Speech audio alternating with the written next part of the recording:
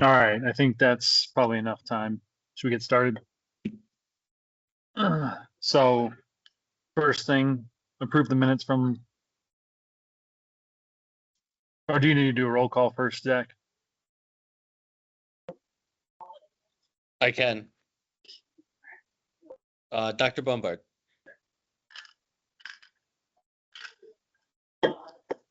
Dr. Broderick. Here. Dr. Daly. Here.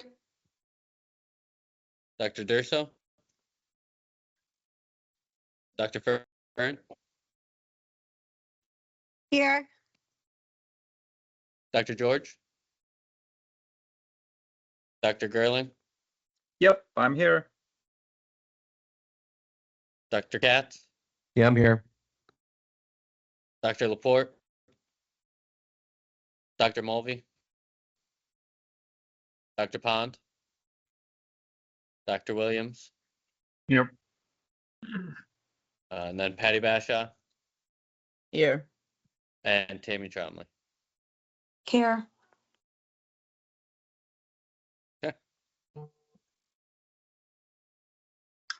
All right.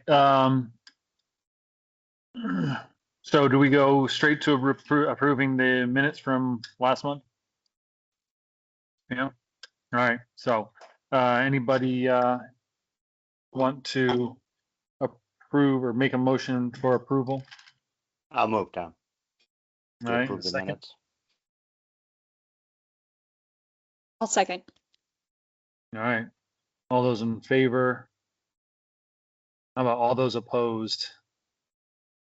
Anybody opposed? Then we'll call that passed. All right. So first thing on the agenda is the CMAC. Tiff wants to take that. We did not have a CMAC meeting since our last REMAC meeting. It's coming up in, what'd we say, John, 2 weeks? So 2 weeks. I'll report in this time around. Okay. And that goes for SEMSCO as well, I'm guessing. Correct. Okay. All right. So DOH report. I don't believe we have anybody on from DOH. Perfect. Okay. Then program agency. There's nothing really super pertinent to the REMAC in the program agency report other than the agency renewals. We are working with some of the REMSCO agencies to expand our Narcan delivery and creating additional sites in the Mountain Lakes counties. And that provides free Narcan to our first responders, either both injectable and intranasal. So we're working on getting that set up with our contract renewal in October. So more to come on that probably at the October meeting. And we've really appreciated the engagement of the REMAC docs with Amanda's QI initiative that we've been doing. It's nice to actually hear back from docs who care about what's going on in their agency and are taking a hands-on approach to looking at these charts that we've had questions about and have found some pretty significant patient care issues that we've been able to handle locally versus saying, oh, let's send this to the state. So it's really appreciative. I know Amanda has liked working with all of you in that aspect. And also now that she's back from deciding to fall down the stairs, we are diving back into that a lot more. Yeah, I think that's a good John, program. I you like, said I you were like the talking oversight. about iGel too. Oh, the iGel. Yes, good point, Dr. Bombard. So we are in a holding pattern with approving any new BLS iGel applications because the state has not released the policy statement for the regions to approve it. On top of that too, and Dr. Bombard's going to bring this up to the REMAC, the new med director verification form came out and the state removed a lot of the language on it that clearly states where the REMAC and REMSCO's involvement with that process is. And it almost appears to be a means of going around regional control of these things and having it be a state approved thing. I'm going to send an email to TIF to send to the Collaborative Protocol Committee to see if it's come to them or to CMAC. And hopefully it'll be on the agenda to be discussed at the CMAC meeting. Can you explain that a little bit more? I'm not sure I followed you. They want to take away control of agencies from the region? Yeah, pretty much. That's a good summary of it. There's a lot of things that are spelled out that the regions have control over, which is the ALS system. That's right in public health law.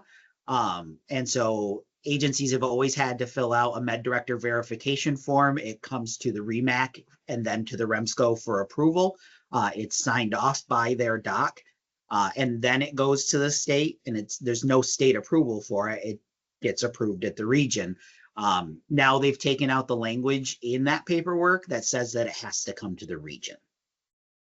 So that we're just talking about approval of medical directors. We're not talking about approval of regional policies, correct?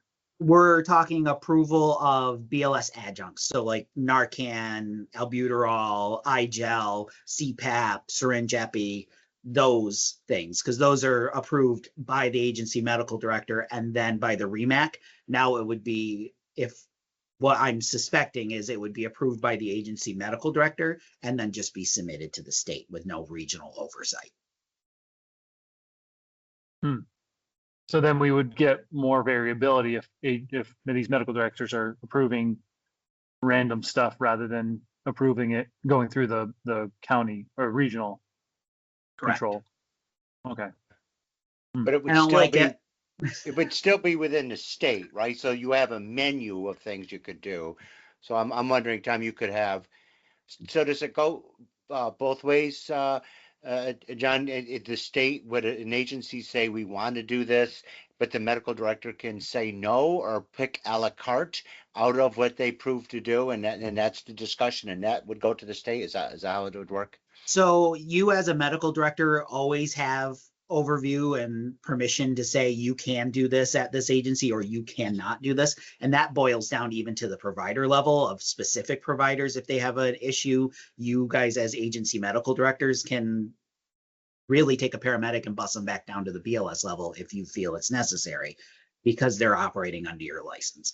What this does is for any of those BLS adjuncts, it just takes the regional control out of it. So you still, as an agency medical director, will have that overview of what's going on. But anything beyond that, sorry. My phone is ringing.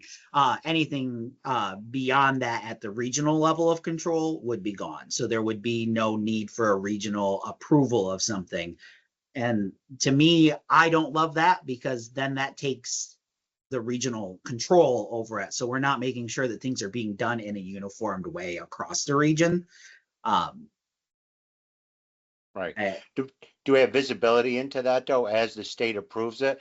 Would it come to the local REMACs to at least have visibility? I think that's fair. At a minimum, we should have that. I agree. But we're supposed to have visibility of a lot of things that don't make it to us. Is there anything that prohibits us from asking for that oversight? Or We at could least create a REMAC. notification? We could sorry, I can't talk. We could create a REMAC policy that states in this region, this is how it is done. I believe that's how North Country is going to handle it as well. If the language that comes from the September CMAC SEMSCO meeting is that it doesn't need regional approval anymore.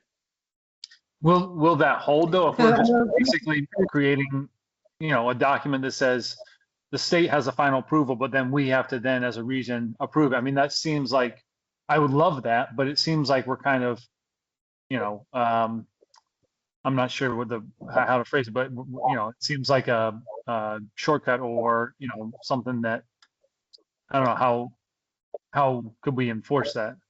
Well, it comes down to kind of a legal question and what's in Article 30 versus what the state wants to do.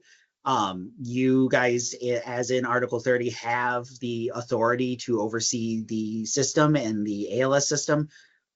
So I don't see how they could say, no, you can't do that. And Dr. Bombard raised her hand, so I'm gonna stop talking.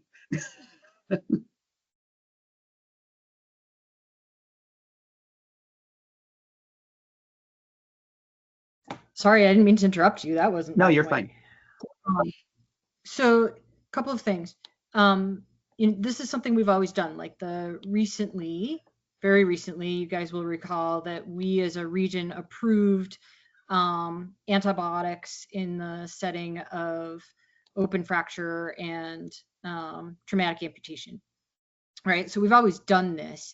We do it for both BLS and ALS advances that are put in the protocols intentionally as if regionally approved and equipped and trained is usually the way that they're phrased, right? So traditionally, we've always done this. What John noticed was that the state had taken that away. So things like, and this is a BLS level, but I'm sure that it probably will end up extending to an ALS level if we let it go. So we don't have RSI in our region. Lots of the other regions in the state have approved RSI. We have not yet approved RSI, although we, a few years ago, approved the process. We haven't launched a program. Tom and I are actually working on that pretty actively. But that won't go forward without regional approval, which I think is probably what you guys want, but maybe not. I don't want to read your minds.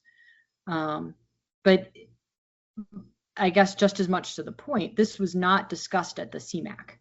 Like this change is not something that we at the CMAC or at Med Standards or the protocol committee were aware of. I didn't know anything about it until John brought it up to me, like just before the meeting just today, because he had just noticed it. And that's going to be voted on and discussed and approved at the next CMAC, or is it a fait accompli? It's done, and it's just a matter of adopting now.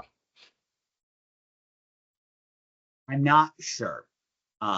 It should be discussed by the CMAC. It should be discussed by the SEMSCO. This is a change to the system, Right. and those changes should be driven by CMAC and SEMSCO and REMAC and REMSCO, not by the division of EMS.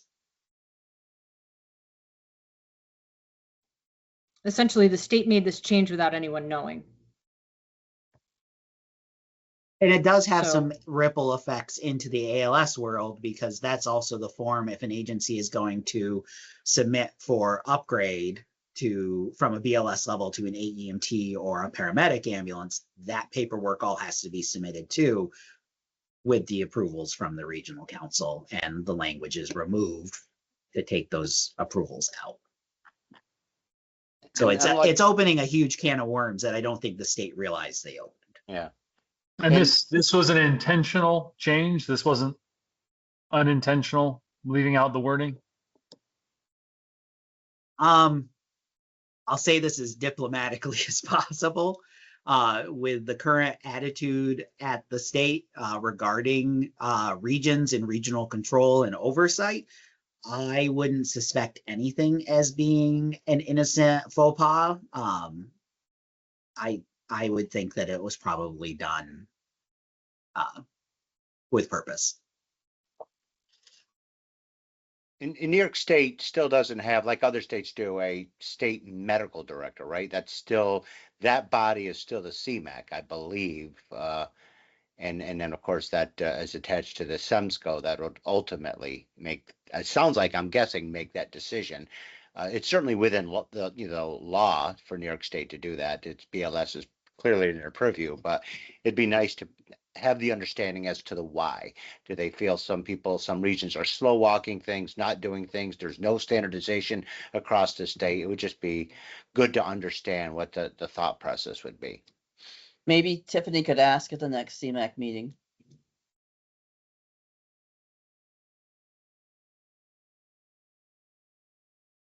John's going to write me a letter that notices the changes, and I'm going to forward that to the head of the CMAC, and we'll see if we can get it on the agenda. That's what he was trying to impart before.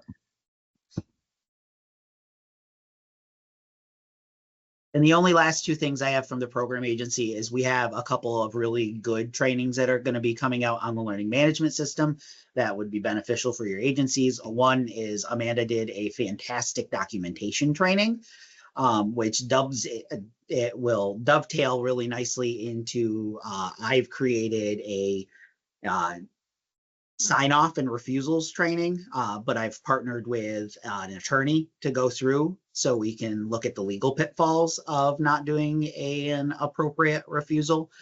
So that should be coming out once I get it recorded in the next couple of weeks. And that's all I have for the program agency other than the ALS operating authority renewals. All right. Any other comments? Otherwise, we'll just move on to the renewals. All right. Well, why don't we talk about the renewals in two parts? The first two agencies are 3-month extensions. So we'll have to approve those first, and then we'll do the 2-year renewals. So first, what? Sorry, for- Essex County had submitted their paperwork last week, so that is in the meeting stuff now. I just put that in there this morning. Okay. But they did submit their stuff, so it's up to you guys if we want to do the 2 or 3 month, but we do have all of their paperwork. And let's, I'm okay with doing the 2-year then. If everything's submitted and up to date, then that's fine. Unless somebody has an objection. I'd agree. The data is, it looks like it's there as well. Zach put it in. It looks pretty good. Good. So then we'll do the Altona 3-month extension first, and then we'll do the 2-year renewals as a group. This is their first 3-month extension? Yes, correct. And I will say with their PCR data also, they just switched vendors, I want to say this past Tuesday, or they're switching tomorrow. So that shouldn't be too much of an issue moving forward with that. They were on the state's free software and they're going with an actual vendor for software now. So I think that'll help. Cool. Mike texted me and he said he is absolutely okay with them going forward. He has no reservations on them. All right, I'll make a motion to extend for 3 months. Second? A second. Oh, thanks, Ben. All right, anybody opposed? Okay, don't hear any opposition, so that one passes. Now we'll do the 2-year renewals. So we'll do Essex as well as Newcomb, Argyle, and I don't know how you pronounce it. Aquasans. Aquasasni. Aquasasni. All right, thank you. Aquasasni. All right, so 3-year renewal for all of those. So 2 years, sorry. 2-year renewal for all of those. So Dr. Mulvey, any issues with Essex?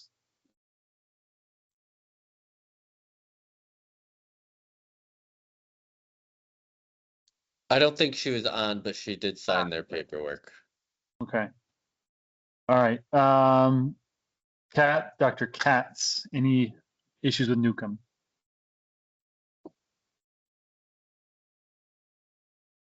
Oh, my mic won't unmute. Yeah. Well, at least All it right. froze. So I'm sorry, my mic was not unmuting. So no issues, and also all of us have signed these.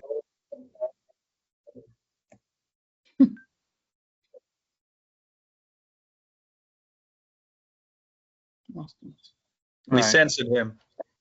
Yeah.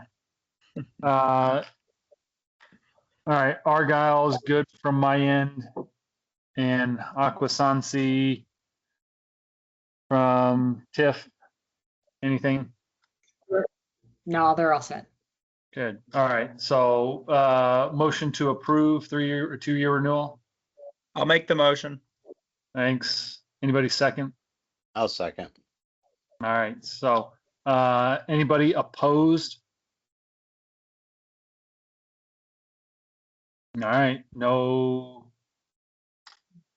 Nobody opposing, so that passes. So those are renewed for 2 years. medical director updates. Dr. Broderick is going to take over medical directorship of the Washington County response vehicle or response program from me. I really hadn't had much to do beyond just helping them get it set up. They are the county's creating a response program to help improve responses in their county. Dr. Dr. Broderick's going to take it over for me. So that's the only updates.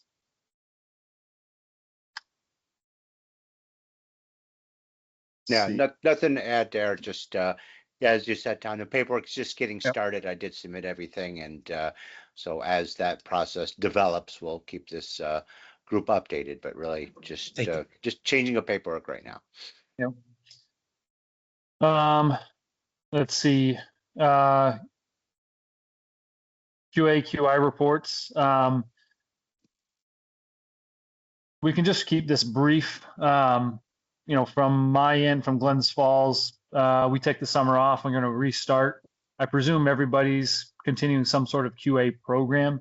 So unless we have any specific need for discussion or QA issues, I think we can kind of assume that everybody's continuing with their QA programs. Does anybody have any updates that they want to bring to the meeting or bring to the group?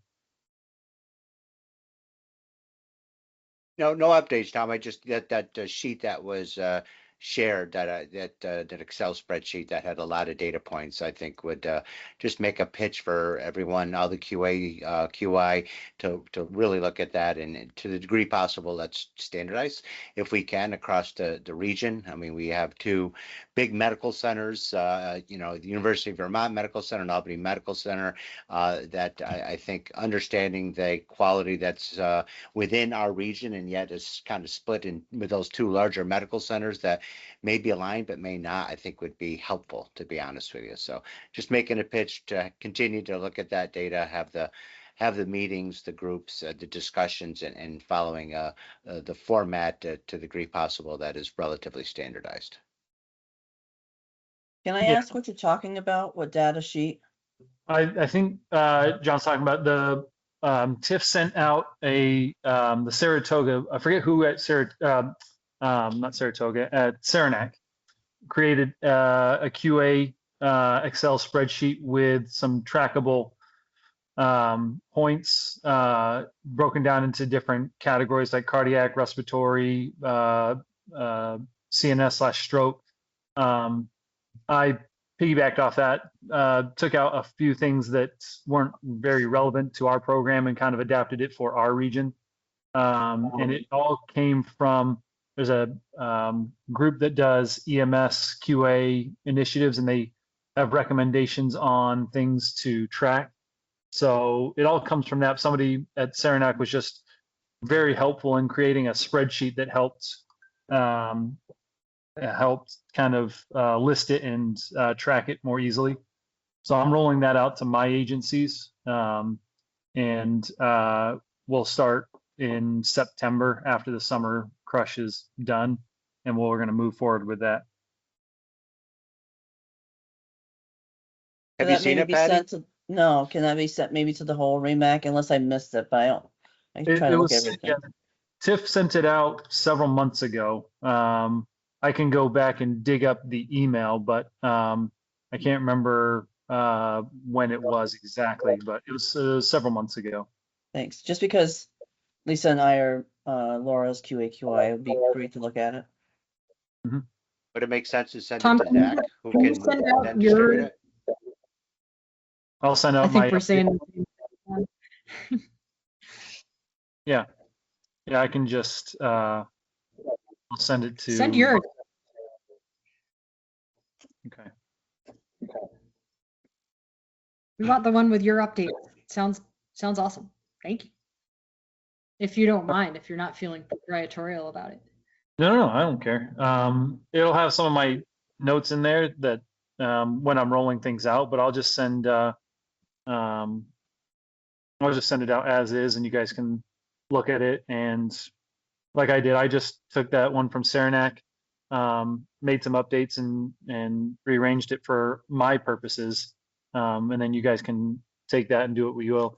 It might be, I actually removed some of the stuff. So Tiff, it might be helpful if you have it still, or I can dig it out, the Saranac one, because that had a few things in there that I chose to remove because they weren't as applicable down here, but it might be worth keeping in just to let everybody look at what was in the original document.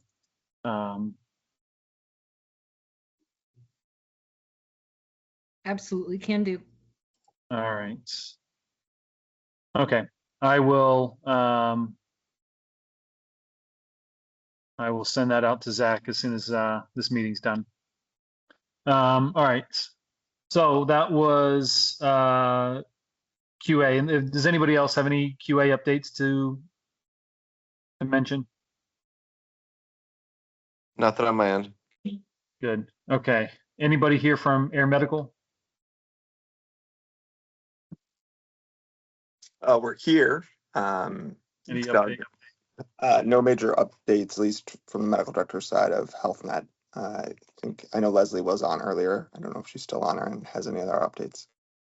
I am. I don't think anything overly specific. It's been, a busy summer, as I'm sure our other air partners are as well. Yep. Busy for everybody. Yeah. Okay. Let's see. Next up on the agenda.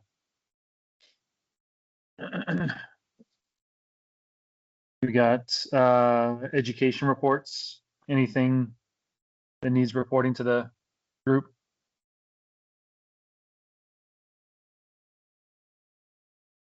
I don't believe we have any core sponsorship people on, so we should be. I can give you a quick paramedic class update. We are taking applications for next year's class, which will start in January. Applications go from now through the beginning of December. Applicants need to put in a CV. They're going to need some references and reference letters. So don't be surprised if you get asked for one of those. Doesn't have to be long, just something brief is great. And then they will do an interview, which also includes like a practice scenario sort of thing, just to see how good their baseline medical reasoning is. So we should have a class assembled by mid-December to start in January. So far, classrooms are going to be in Barrie, Vermont, Burlington, Vermont, Lewis, and Malone. And we may end up adding a 5th classroom, or we may not. It's going to be dependent on the applicant pool. The current class is progressing well. They will finish in October, and then they will do their capstone and be completely done and ready to test next year, early in the year, depending on the progress of the student. And that's that. Thank you, Tiff. And let's see. Old business. We have IFT guideline updates. Is Dakota going to talk about that? I don't think Dakota's on. I don't know. Dr. Bombard, do you have anything?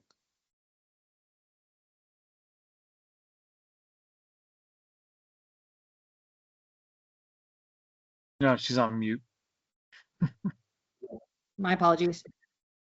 We don't technically have to approve these as a REMAC, but I feel like it's the right thing to do, the polite thing to do, right? To keep us all on the same page. I can talk about them or not talk about them. It's kind of up to you guys how you want to handle this. They're all in your email and you've seen them before, so I'm more than happy to address them and pull them up and have you take a look at them on my screen if you want, or we can just plow on and discuss and approve. Or I think they're pretty straightforward. Totally I mean, up to you guys. they're low risk meds, so unless somebody wants to discuss them, I think just knowing that they're there is enough for today. I'm just kind of curious how they get generated, number one. So does it come from the referring the medical centers that get the referrals for the most part, and sharing that? That's number one. And how consistent are we with this as it relates to going to Albany Medical Center and University of Vermont Medical Center as it relates to this usage? Because I just want to make sure that that the north and the south are being pretty consistent as folks, because I'm assuming these are largely going to go, if not exclusively, to the referring medical center. So that's kind of my question, more of the process and how this gets sussed out before we even look at it.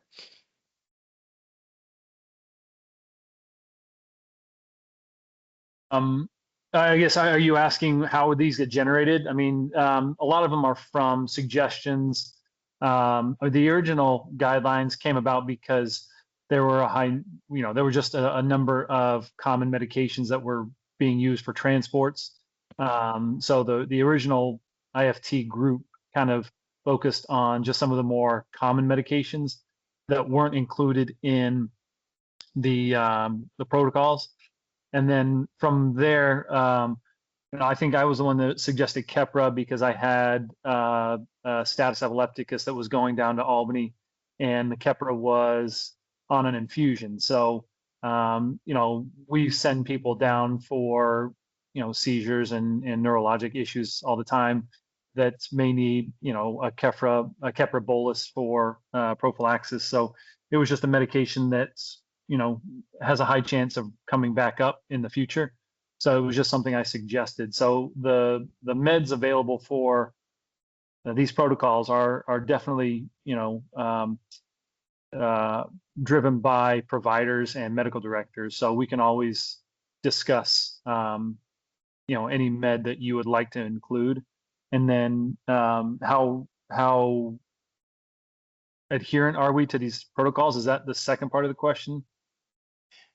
No, I guess so, Tom, to your point with Keppra, my guess is you had a conversation, or obviously this is for status and other seizures, neurologists, neurosurgeons are, comfortable using this, and that could have been a conversation. Let's keep them under drip, put them under drip, and down they come, depending on what was going on and heading to the med. So I think that's part of it, right? Is just like there's agreement that this is to the where we're referring these folks to, that they're comfortable with these already, and of course NAC is part of that. So that's the first part. I think that was helpful. And the second is these are all on the New York State formulary. I'm assuming we always have to be on the New York State formulary for our EMS agencies to get this med, or if it's not, then it comes from the hospital and then it gets delivered. And then do we think do we have a standard for training? I know if Cambridge Valley wanted to do this, we would have training just to make sure that they understood that, we went through some, what are the side effects? How can you potentially detect when you should turn it off and things of that nature. So just trying to close that circle, if you will. The meds will always come from the hospital. These aren't meds that we're expecting, for the large part, these aren't meds that we're expecting agencies to carry. These are generally outside the protocol, so they're not included in that required list. So these are medications that are coming from hospitals, but that we are expecting our providers to know how to handle because of the nature of the transport. So, the training, there's been a lot of, all of these come with training on the Mountain Lakes website. So there are training modules that correspond to each medication, and that does include, monitoring parameters, side effects, dosing, that sort of thing. So it's all on the Mountain Lakes website. Okay. Yeah, and I've seen that before, so that I think that's and we may not have visibility in it, but the expectation that if they're gonna a transporting agency, an IFT is going to use one of these, there's some training that the medical director has at least eyeballed, approved, and proven has been given to the rank and file. Mm-hmm. Okay.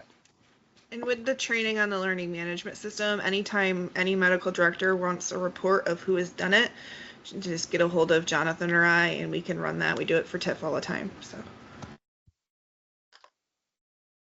Excellent.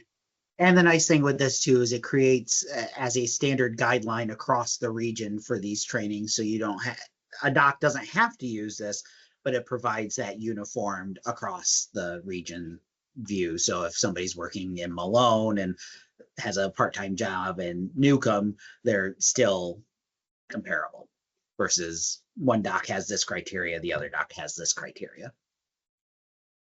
As an aside, EMT of CVPH, EMT Elizabethtown, as well as ALS, BLS parts of HealthNet are still functioning under separate IFT guidelines that the REMAC approved, I think now 2 years ago. We are not utilizing the IFT guidelines that are being discussed here, just as a heads up. So we're not utilizing those guidelines. We're utilizing our separate IFT guidelines that we did prior to these ones that came out with our own training. Yep, that makes perfect sense. These are by no means a mandate. These were just as a to facilitate ease for medical directors who wanted to use it. So absolutely fine to go. Ones you created were pretty extensive and thorough, Yep. so no need to duplicate if you don't want to. All right. Any more discussion on the IFT guidelines? If not, we'll move on to updated minimum equipment list. This is Julie. Can I just ask a question on those? Yeah. Are those already, is the training already done? And was I supposed to have been notified of those yet? I don't think we've done the training for the KEPRA and the NAC yet. Okay. You guys need to vote on this and approve it. I don't think that these require, I think Tiff mentioned that earlier, I don't think that these require approval, correct, Tiff? You talk about the IFT guidelines, correct? Yeah. Yeah. Correct. I'm going to appeal to John, but my understanding is that this was, when we first rolled these out, we discussed this at length. What it boils down to is agency medical directors can do this for their agencies. The very seed of this whole program was me coming to the REMAC and saying, hey, I want to do these guidelines for my agencies. And you guys all said, no, we don't love that. We want to do it as a region. And I said, oh. And then I really blessed you all for that because I decided, wow, you guys are way smarter than I am. This is way better with a regional system. So it was one of those, gee, I'm really glad you guys had my back on this. So that was really cool. It kind of expanded the program and it regionalized it so that anybody can use it that wants to. Again, these are only with the medical director's approval of each agency. We're not approving these for every agency as the region. But again, John, just correct me if I'm wrong. I think that what we determined in that first meeting or those first couple of meetings when we were talking about these is that we don't have to vote on them or approve them as a region, but we would like to at least be able to discuss them as a region and edit them and move forward together so that they're available to everybody and that everybody knows about them. Is that right? Or Correct. I'm stopping now. No, you're fine. You're correct. So by keeping them as a guideline, it makes it so we don't have to go through that whole arduous approval process. If we were to start calling them protocols, then that's a whole nother can of worms that we would get into. And I know. No, But thank I you. think we did have we did formally, or maybe not formally, but we did agree as a group to review them, and I think agree to. So we've just got some. We've got some record in the minutes that we've viewed this and we've approved it and we've all agreed to it, even though this is not a formal voting process. But just so we know the meds have gone through, so somebody doesn't come back and, a few years' time and say, hey, wait a minute, how did KEPRA get on here? Nobody ever talked about it. So I think we did that with the previous meds as well. I do remember going through each one and agreeing as a group and putting it forward. Yeah, I think the visibility being this is a public meeting, Doug, to your point, I think that's the important part for sure. Yep. Mm-hmm. Yep. I also love to have everybody's brains thinking about these, right? Once in a while, we're going to slide one of these guidelines across and one of you people is going to read it and say, whoa, wait a minute, this is an error, or whoa, let me tell you a story about my experience with this medication, or hey, wouldn't this be a great addition? You know, little springboard effect from the ones that we're launching. So it's nice to have us as a collaborative group. Right. Yeah. So this way we've all had a chance to review these, and we can put the motion forward now that we agree to adopt these. And again, these are just to facilitate, and they guidelines for medical directors and agencies who want to use them. Right, they're available. Yep. All right. Okay, so updated minimum equipment list. Well, I think that's all, Tom. So I think we should just agree then. Are we, I presume people have read the KEPRA and the NAC protocols and everybody's comfortable with this, and we can just forward it. I think we should as a motion and just say, hey, listen, we've agreed to adopt these and we're all good with them, so that we're clear on these going forward. Okay. If people want time to read them and are not ready yet, we can do it at the next meeting. But I just think so we know people have read them and we're comfortable as a medical group on the medical, the medical process behind this, and we agree with the actual guideline. And if we don't, Then let's discuss it. I think we need to, okay, you know, I think we if there's should something play it on for the there, next you know, time then. yeah, Because perfect. I personally wasn't prepared to talk about that at this meeting because I didn't think that we had to approve these guidelines. But I think there could be more discussion there then. If we actually are going to go towards that process of saying the REMAC's approving them or that we need to discuss them, then I think that we should talk about them more in that case. But because I thought we weren't having to approve these guidelines or talk about them or put our names down formally on that. I thought that was a subcommittee and or you guys were just processing it and accepting it as like per service, like we talked about. Yeah. And I think the subcommittee then brought it forward to the committee to review and make sure we were all comfortable with, the same as the way we reviewed your protocols. Yeah, I think, you know, I think that does seem to me to be some sort of, hey, listen, we've looked at this and for the record, we agree with it. And if there's some disagreement or there's some problem with it, then this is where we discuss it and make changes. So we're all comfortable with these processes. Can we have a non-approval process then? Just say, you know, we're not approving these as a protocol. What we're saying is everybody has read these and there are no objections. You know, if we're not gonna, you know, outright say these are here for approval, then we can say Yeah. everybody's reviewed it. You know, we can ask, are there any objections to this? And then note that if there are objections, we can note that and address it. Maybe hold it over for the next meeting. Is that something that would be reasonable? Yeah, I think an agreement as opposed to an approval. An And I acknowledgement? don't think we need to unanimously do it. Again, well, I suppose I'll leave that open for the group to decide. But I just think it's important that there's some record that we have reviewed these, we looked at them, and the group is comfortable that we endorse these, even if we're not fully approving them. You know, it's semantics a little bit, but Yeah. Does everybody, do we want to hold this discussion until the next meeting then? Give everybody a chance to look at these, or do we want to just say now that we're endorsing these, supporting these, and acknowledging that these exist without having to quote unquote approve them? Yeah, I think it's similar to any guidelines, Tom, I guess as a physician medical director, you can or cannot follow them. So I think going forward with that, if a medical director chose to take that and do it differently, this body has no say on that. So this is just a recommendation, and that you could take it. If that medical director chooses to modify it, I think then they could do that, and we wouldn't really have any say on that. Yeah, again, I mean, exactly. my understanding, you know, that all inter-facility transports are, you know, from the medical director's discretion. So what I understood these guidelines to be was just, hey, here's a set that you can use if you choose. So we're not saying this is, you know, written in stone. This is available for anybody to use should they wish. Exactly. It's a resource. You can add to it. You can, you know, or you can adopt it or not adopt it, but it's just available there as a resource. Yeah. That's it. And I think we Right. just need to know that we're comfortable with the resource that we're providing, and that as a medical group, we kind of endorse the validity of these resources that we're putting online and available to everybody.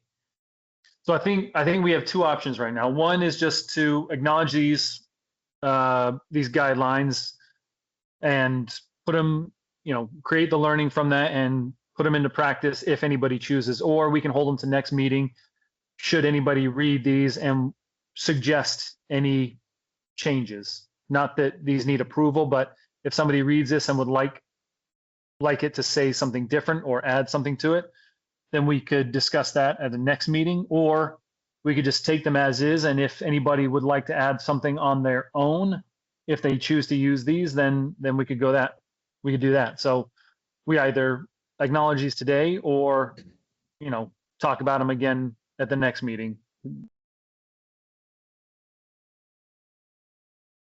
I'm fine acknowledging them today and then leaving them as is for people to use or amend should they wish. But I could also be convinced to talk about it again if somebody wants to.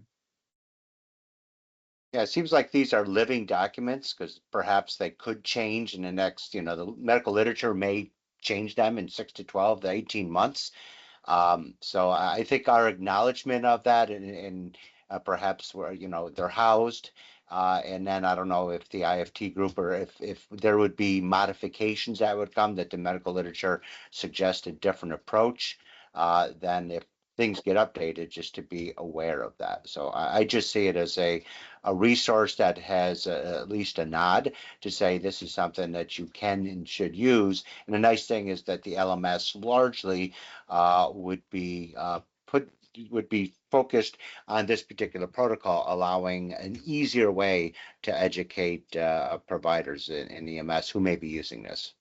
And what we could ask is that, should any changes occur, the IFT subcommittee just let the group know at a future meeting. And that way we're not relying on approvals or anything else, but we can say, here's the protocols. We give these to you to use as you wish. And then should any updates come down the line, we'll let you know whether you choose to use them or not. So I think today, if everybody's okay, we can just say we have 2 new guidelines that will be coming. We'll make the education and that's it. We'll move on and no further discussion. Anybody object? All right. Okay. All right. Well, then, thank you for the discussion. I appreciate everybody's input. Are we ready to move on to minimum equipment list? Third time's a charm here. Yeah. All right. So the minimum equipment list that's presented for you guys, it was in the meeting packet, is just to reflect the change in protocols. The state sets what drugs ambulances carry and what are optional. You guys set the amount that they carry. One thing I was looking at the list. Did I miss it, or was there an area where it said what the changes were? Because I just saw the whole list. I didn't see what It should have been highlighted. It was the removal of Haldol and the addition for an optional for olanzapine. It's not mandatory that agencies cover it. It's optional, or carry it rather.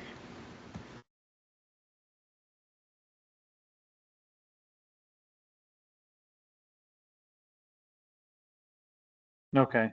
I'm just looking It at the was highlighted, but for some reason in the version that got sent out, it's not highlighted. Sorry about that. All right. Yeah. Okay. Thank you. So the only change is olanzapine for Haldol. Is that correct? Correct. They removed Haldol and added olanzapine, but it's not mandatory for people. It's optional if equipped and trained. It's an optional medication. Do we have to do anything with that here? Do we have to approve it, or is this at the medical director level? It's a regional approval. So all we're approving is the switch, or do we have to stipulate how much is carried? You're just approving the list. So yeah, what would be carried. Okay. And these are all the same numbers from previously approved lists. The only thing that changed was the Haldol. So do I have a motion to approve, or is there any discussion, I guess? Does anybody object to the switch? No, when an EMS agency gets inspected by the state, are they pulling this at all? Just I to make don't sure. I don't believe they're pulling your regional minimum equipment list, but they're pulling the state drug list and comparing dates and making sure that's all in check. They don't have the oversight for the actual amounts that the REMAC sets. In the North Country region, we do the program agency for the REMAC goes out and does ambulance inspections to make sure they have the minimum equipment. But we don't really have the regulatory authority to do anything about it if they don't, other than call the med director and say, hey, your agency doesn't have enough of this. Okay, so that's a second tier view of the state that does have the stick, if you will.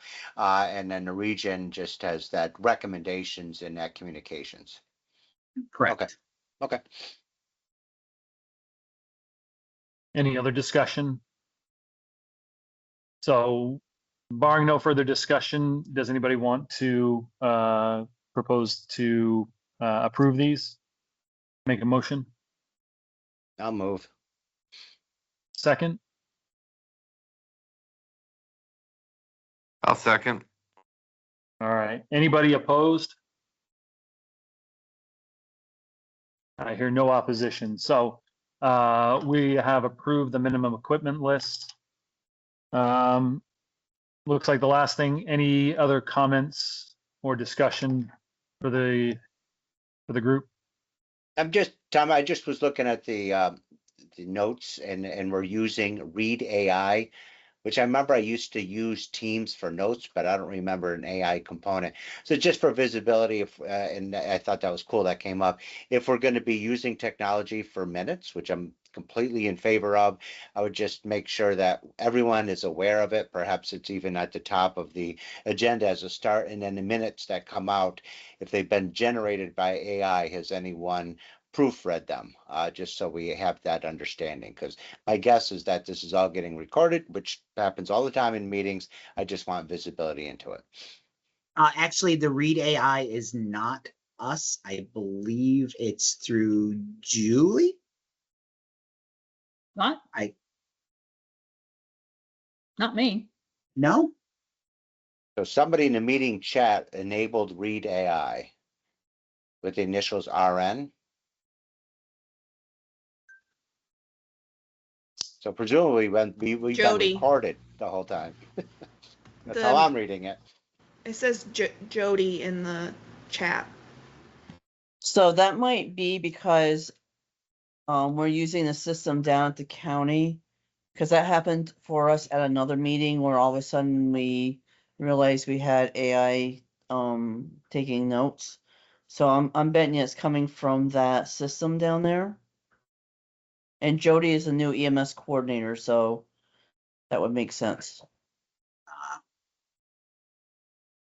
Okay, That so could be so then. this was recorded, because usually it pops up and says if you're being recorded. Or Yes, usually so Teams you will should do have that. gotten a notification when you join the meeting. It usually pops up at the top that says Right. the meetings, because we have to record these for public health. That's Right. just open meeting laws.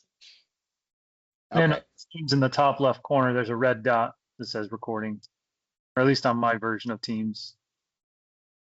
And it does do a transcript. We don't use it because it doesn't work very well. It's rather hilarious, some of the things it says everybody says. right. That's what I was wondering, if there was a new iteration that was better than the old, which I agree with you is fraught with errors. All right, so that popped up, but what we can safely say is it might be getting recorded, but there's no AI inference, which AI does, acting to fill in the gaps, if you will, to this particular meeting or these minutes. Is that a correct statement? That is correct. Zach does Okay. the minutes from the Okay. recording. And I can Okay. check with Essex County Emergency Services when we get off. Okay, thanks. All right. Just because you guys are acutely aware of this, of the contract troubles that we've been having as a program agency, we did finally get an award letter for our contract to continue to be the program agency for the North Countries and Mountain Lakes regions. We are very, very close to actually having our contract. We submitted the last of the required paperwork on Friday. So now it's with the Attorney General for signature. So hopefully, we'll be able to start traveling a little bit more and coming out to your agencies and coming and meeting with all of you once we have a contract. Because as of right now, FDR HPO is on the hook for a little over $400,000 owed to us by the state for keeping Amanda, Zach, and I employed. It sounds very familiar from the Mountain Lakes days.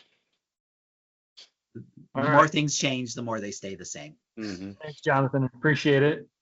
Anybody else comments? We're right at the hour mark, so if we could keep it at that, that'd be great. Nope, move to adjourn. All right. Anybody second?